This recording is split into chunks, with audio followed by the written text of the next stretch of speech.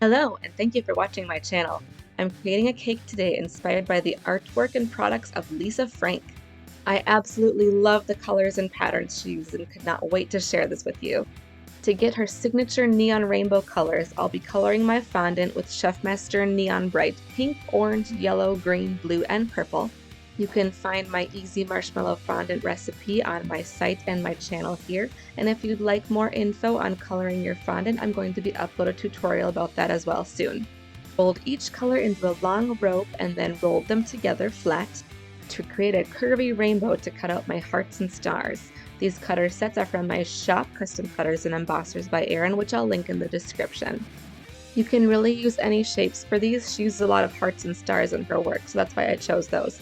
I also made a thinner set of rainbows, which I use smaller cutters for to make some smaller pieces. Dusting your cutters with a little cornstarch before using helps the fondant release. If it's still sticking, a brush can help press the fondant through. I also rolled out each of the solid colors and cut out some hearts and stars from each of those colors as well.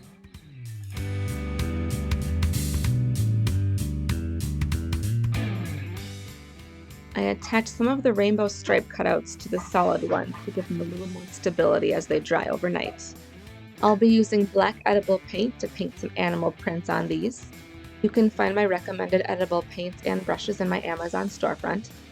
I made sort of a hybrid of a cheetah and a leopard print here by just freehand painting some small arcs and some little blobs and lines. I actually kind of liked how the natural freehand look turned out.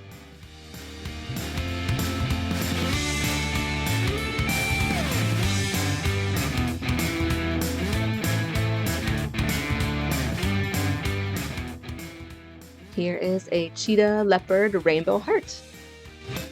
I also wanted to do some zebra or tiger stripes, as Lisa Frank uses these in her artwork as well. These are also pretty easy to freehand. You just make many tapered lines where they're thin at the ends, thick in the middle. They're all different lengths going relatively the same direction, and they can have a little bit of a curve in them too.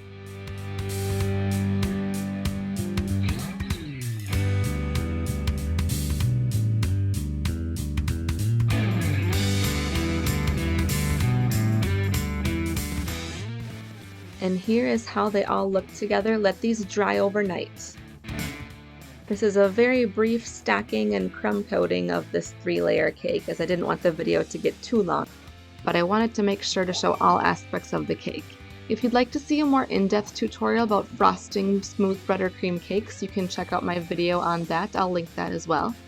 This is a 3-layer red velvet cake with vanilla buttercream, and you can find all my recipes on my website at customcakesandcupcakes.com.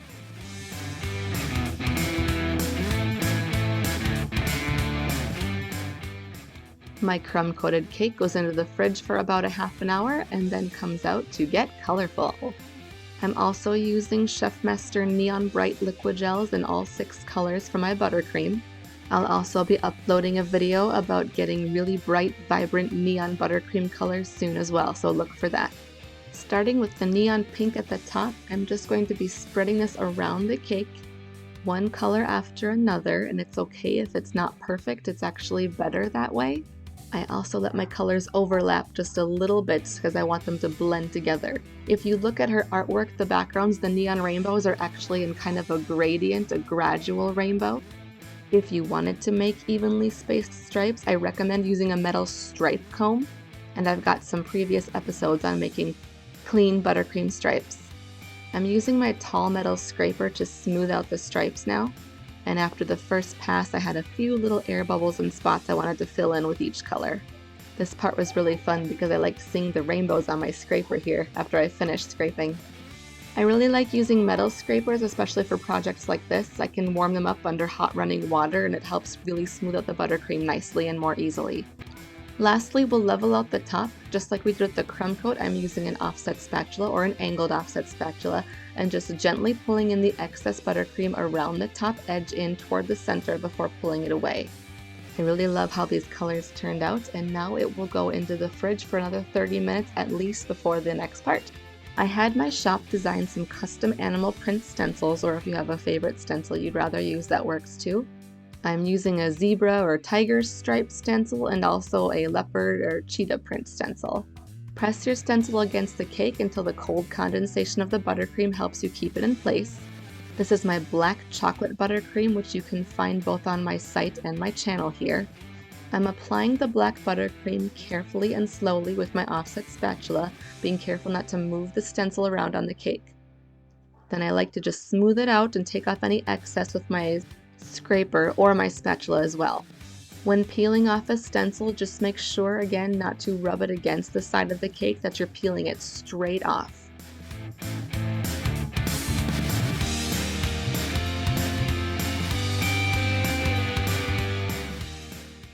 I didn't stencil the entire cake. I wanted it to look more like splotches or like color blocking, kind of like her artwork or products you maybe have seen.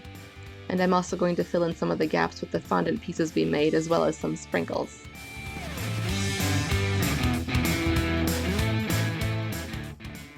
This cake is going back into the fridge again while I prepare my buttercream colors to pipe a border. Whenever piping rainbow colors together, or any group of colors that aren't in the same color family, you want to avoid them mixing together, become muddy or brown at the end of the bag especially. I like to add each color to its own little piece of plastic wrap, or you can use a piping bag for each one. And then as long as they're all separated in their own piece of plastic, I put them all in the bag together, as you'll see here. And this keeps all the colors bright and also allows you to reposition the colors if some aren't showing up, rather than having to pipe and discard and waste a lot of extra buttercream to get all the colors to show up. This method also allows you to save any extra buttercream in each color for other projects, so you won't have to waste any. Then I arrange them how they're going to go in the bag and snip off the ends down to the buttercream. I'll be using a 1M tip to pipe this border. You can certainly use your favorite large open star tip. At this point, you can certainly do a little test piping to make sure all your colors are showing up and adjust if needed. At the top edge of the cake, squeeze to anchor the buttercream to the cake and begin to spiral around continuously so that each new coil is laying on the last. If you need to pause to adjust your grip or refill your bags, pull the tail of buttercream in toward the center and then begin piping right on top of it. I like to finish by hiding the tail underneath the first coil like this. The sprinkle mix is called Disco Darling by Sweets and Treats Boutique. It is completely perfect for this project because it has every single neon color of buttercream and fondant I am using, as well as the black, so it matches perfectly. I'm adding a bunch to the top of my cake and in the border so that it sticks and stays while the buttercream is still soft. The next step is to add our fondant pieces, which are dried and hardened. I put them in the gaps between the animal print patterns and attach them with a little dab of fresh buttercream like this.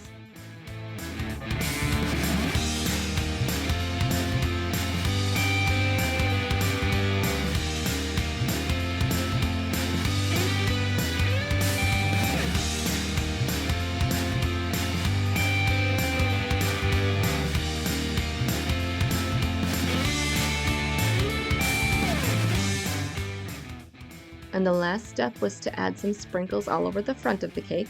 I'm using my Food Safe Sprinkle Placement Pen by Sweet Elizabeth Cake. It's really handy to use. It makes this process so much easier and so fast. I'll add the link to the website in my description here if you're interested, and you can use my code ErinCakes10 to get 10% off your order.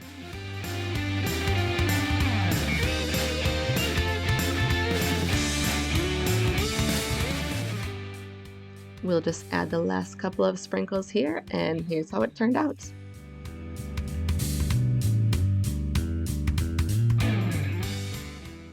This cake was so much fun to make. I had this one of my plans for a long time, and I just love how the colors and the patterns turned out.